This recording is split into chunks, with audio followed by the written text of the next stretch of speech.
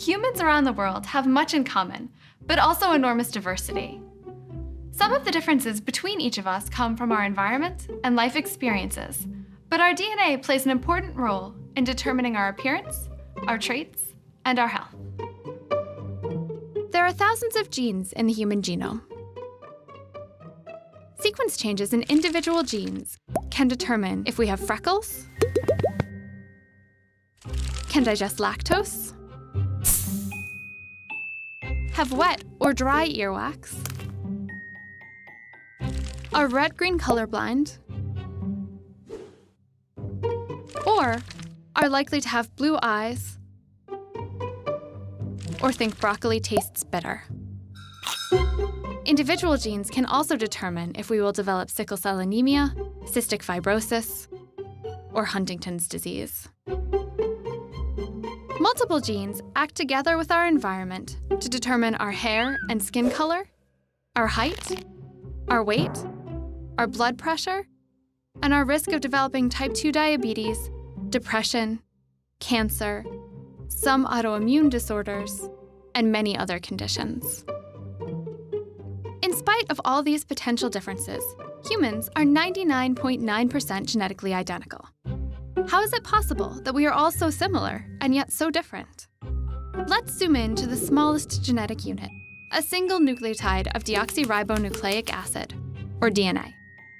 A DNA nucleotide is composed of sugar and phosphate groups, and one of 4 nitrogenous bases: adenine, thymine, guanine, and cytosine, annotated in shorthand as A, T, G, and C. The sugar and phosphate groups form the DNA structural backbone, allowing nucleotides to concatenate into a long single strand of DNA, while the bases determine DNA sequence. The chemical properties of DNA allow bonds to form between the bases in order to create a double strand, with 2 hydrogen bonds pairing A and T, and 3 pairing C and G. Though different types of human cells can be very different in appearance and function, they contain the same genome, which consists of about 3 gigabases, or 3 billion base pairs, of DNA. All the DNA in the cell would be about 2 meters in length if it were stretched out, and must be condensed down to fit into cells as small as 10 micrometers across.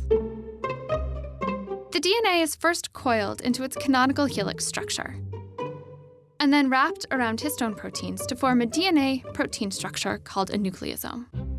These nucleosomes can be further wound and coiled together to create a compact structure that fits into the nucleus.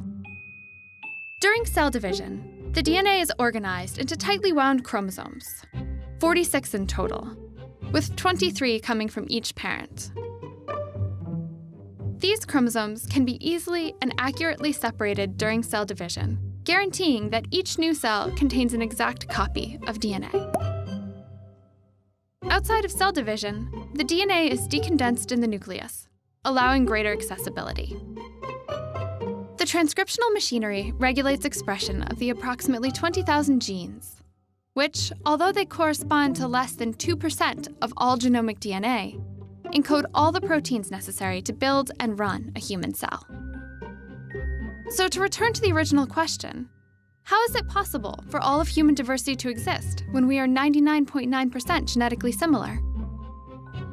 It is important to remember that the 0.1% of DNA that varies, on average, between each of us actually corresponds to about 3 million differences across the genome, with 20,000 of them, on average, falling into protein-coding genes. Although that equals approximately 1 difference per gene, in reality, these differences are not evenly distributed across the coding regions. Differences in DNA sequence are called variants, and those affecting a single position are called single nucleotide variants, or SNVs. Common SNVs that occur in more than 1% of a population are called single nucleotide polymorphisms, or SNPs. SNPs, along with larger-scale sequence changes like deletions, duplications, and rearrangements, create all the richness of human genetic diversity at the population level. This raises many questions on an individual level as well. How does DNA determine our traits? How can we understand what a gene does and how variants in that gene might affect our lives? What can our DNA tell us about our risk and our loved ones' risk of disease? How can information from our genomes improve our medical care? Understanding genetics allows us to apply the concepts of heritability and genetic variation to questions of human health and disease in our world today.